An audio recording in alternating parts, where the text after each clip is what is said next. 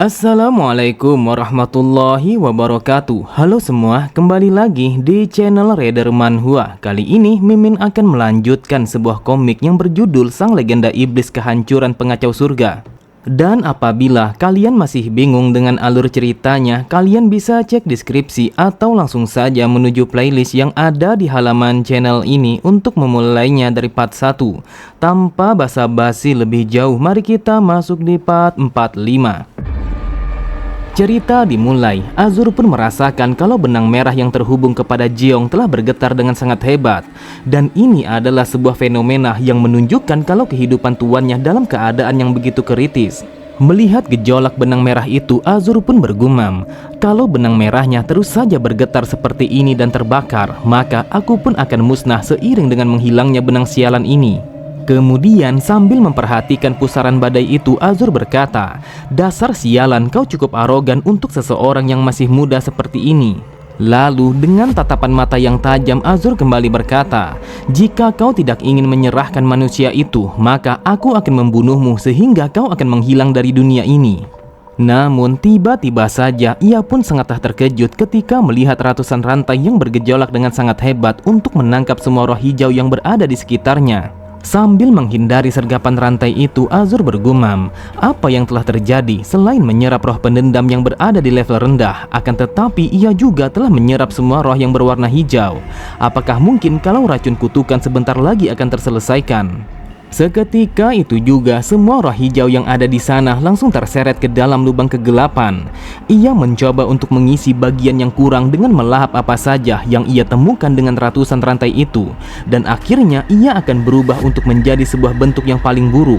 Di saat itu terdengar suara teriakan meminta tolong dari semua roh yang tersedot kepada pusaran itu. Mereka memohon agar mereka tidak dilahap oleh sebuah entitas yang berada di balik pusaran itu. Akan tetapi salah satu dari mereka telah tertawa terbahak-bahak meskipun mereka semua telah tersedot ke dalam pusaran itu. Lalu ia berkata, kebencian telah mencapai pada tahapan akhir, dan makhluk agung yang sangat luar biasa yang dipenuhi dengan keputusasaan dan juga kejahatan telah terlahir di tempat ini. Awalnya itu hanyalah roh pendendam terburuk yang hanya bisa terlahir setelah ratusan tahun ataupun sebuah kebencian yang begitu dalam telah bergejolak. Akan tetapi secara sintetis makhluk itu telah disempurnakan menjadi racun kutukan dengan cara membuat mereka saling melahap satu sama lain sehingga terciptanya roh biru yang sangat berbahaya. Azur pun bertanya-tanya apakah roh pendendam level tinggi telah terlahirkan. Namun ia pun langsung terdiam ketika ia melihat sesuatu yang berada di balik badai kegelapan yang telah melahap semua roh hijau. Lalu secara perlahan ia pun langsung bersiap untuk berjaga-jaga kalau saja makhluk itu menyerangnya dan mencoba untuk melahapnya sama seperti yang ia lakukan kepada roh hijau. Di saat itu ia telah melihat kalau di dalam kegelapan itu terlihat sebuah bayangan hitam yang berjalan ke arahnya. Namun tiba-tiba saja Azur sangatlah terkejut ketika menyadari kalau sesuatu yang berada di dalam kegelapan itu adalah Jeong. Memang benar adanya, di saat itu Jeong telah kembali ke arahnya dengan tatapan mata yang begitu datar. Melihat itu Azur bergumam, yang aku rasakan kalau energi yang dipancarkan oleh tubuhnya telah berbeda daripada yang sebelumnya. Bahkan energi kematian yang ia miliki telah memadat dengan begitu sempurna yang seakan-akan akan meledak kapan saja. Apakah mungkin kalau tubuhnya sudah diambil alih oleh kutukan itu? Dengan kesalnya Azur berkata, dasar bodoh, apakah kau telah dimangsah dan dijadikan sebuah wadah oleh racun kutukan itu? Akan tetapi Azur begitu heran saat mendengar Jeong yang mengatakan kalau dia sama sekali tidak dilahap oleh monster itu. Kemudian ia pun mengayunkan salah satu dari tangannya untuk menunjukkan sebuah energi kematian yang begitu pekat kepada Azur. Lalu dengan tatapan mata yang penuh percaya diri, Jeong kembali berkata, dia sama sekali tidak bisa melahapku karena dia tidak sanggup untuk melawanku. Jadi akulah yang melahapnya.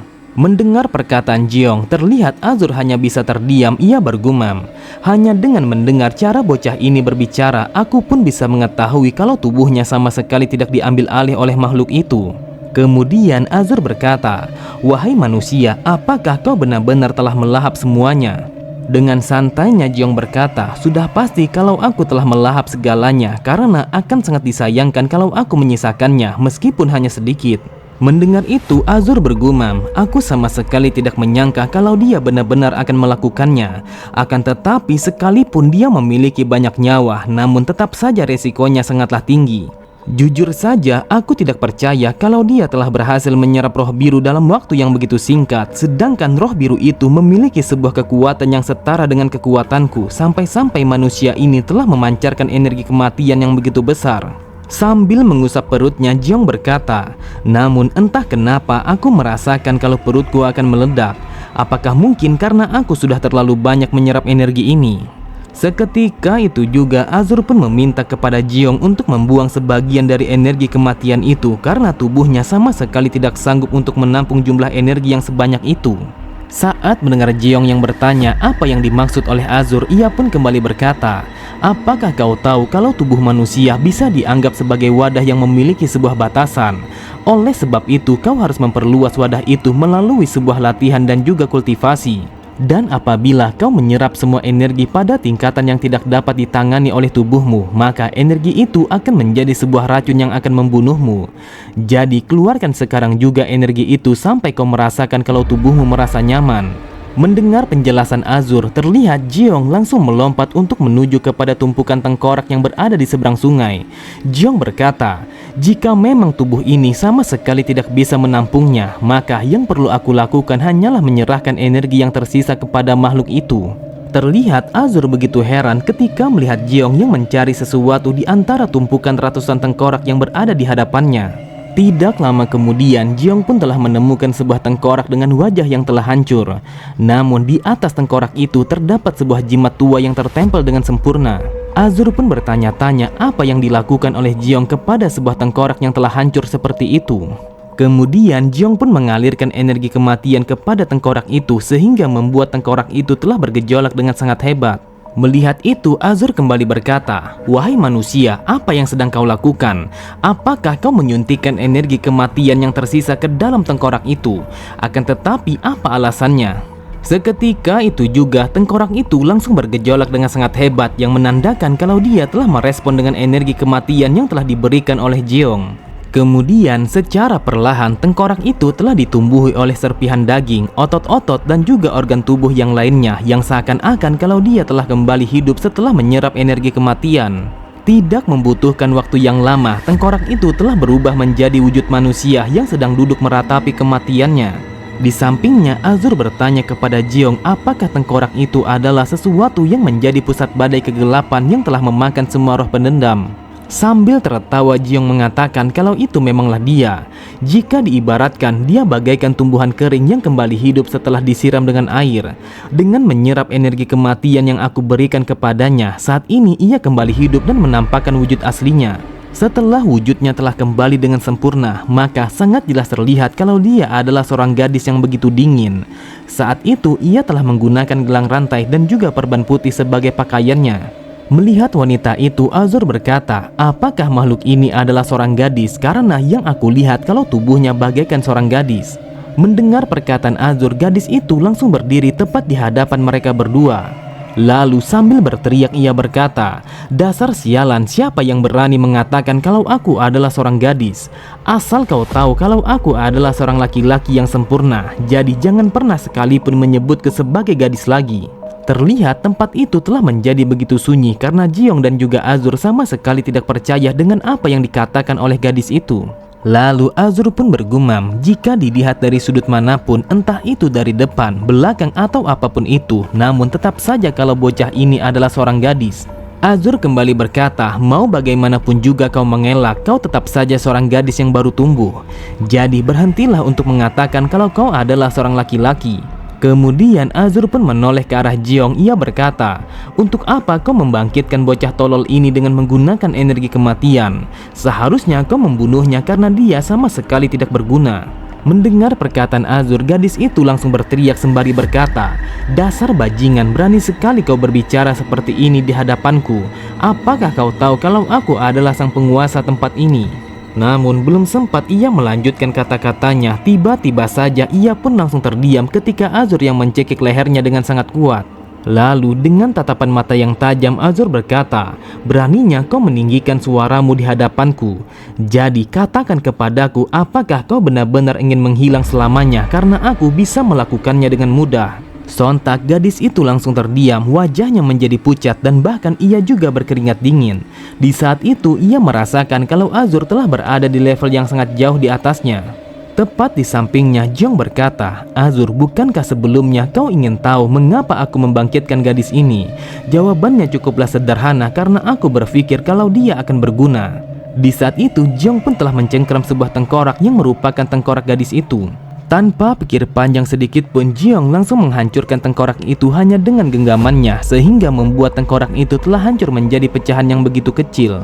Seketika itu juga gadis itu langsung berteriak dengan begitu keras karena ia telah merasakan rasa sakit yang sangatlah luar biasa yang menyerang pada sekujur tubuhnya. Menyaksikan akan hal itu sambil tertawa, Azur berkata, "Apakah kau dengan sengaja telah menghancurkan akar keberadaannya? Aku yakin kalau dia telah merasakan rasa sakit yang sangatlah luar biasa dan ini sangatlah kejam. Apakah kau membangkitkan gadis ini hanya untuk menyiksanya?" Kemudian Jiong pun kembali menghancurkan tengkorak itu menjadi serpihan yang lebih kecil. Lalu Jiong pun langsung memasukkan serpihan tengkorak itu ke dalam mulutnya. Bahkan tanpa keraguan sedikit pun ia juga langsung mengunyahnya dan juga menelannya. Di saat itu siapa yang mengira kalau Jiong akan memakan serpihan tengkorak itu sampai habis. Bahkan Azur sama sekali tidak percaya dengan apa yang ia lihat, karena ini adalah pertama kalinya ia melihat kegilaan yang seperti itu meskipun ia telah hidup selama 100 tahun lebih. Dengan lirihnya gadis itu bertanya apa yang sedang dilakukan oleh Jiong sampai-sampai ia memakan tengkoraknya. Namun tiba-tiba saja ia merasakan sesuatu yang begitu aneh telah muncul di tubuhnya. Dan itu tidak lain adalah sebuah benang merah yang menandakan kalau dia telah menjadi seorang familiar. Sangat jelas terlihat kalau Jiong telah memiliki 3 buah benang merah yang saling terhubung satu sama lain antara dirinya dan juga ketiga familiarnya. Terlihat gadis itu sama sekali tidak bisa menyembunyikan rasa bingungnya setelah melihat benang merah itu. Namun karena dia sudah lama menjadi roh pendendam, secara alami ia pun memahami kalau dia telah menjadi seorang familiar. Pada sisi yang lain Azur bergumam, ternyata caranya seperti ini roh pendendam untuk bisa menjadi familiar.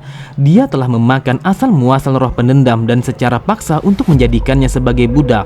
Jadi hal itu bukanlah sebuah kebetulan ketika aku menjadi familiarnya. Dulunya aku begitu ingat kalau dia telah memakan kulitku yang merupakan sebuah sampul dari catatan rahasia keluarga Mok. Aku bertanya-tanya siapa sebenarnya manusia ini, apakah dia benar-benar seorang manusia. Pada sisi yang lain terlihat Jiong hanya tersenyum getir ketika menyaksikan kalau usahanya yang ia lakukan secara spontan telah berhasil dengan sempurna.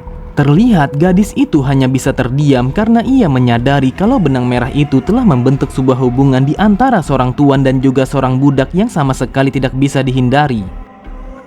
Cerita berpindah pada sebuah tempat yang berada pada wilayah kekuasaan aliansi Bumi Langit. Lalu di dalam ruangan itu terlihat seorang dukun tua berambut putih sedang bermeditasi dengan kedua mata yang telah tertutup.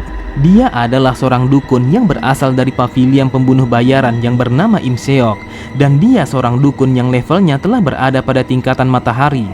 Namun tiba-tiba saja ia pun langsung membuka kedua matanya ketika melihat formasi lilin yang telah dipasang di dalam ruangan itu telah padam begitu saja.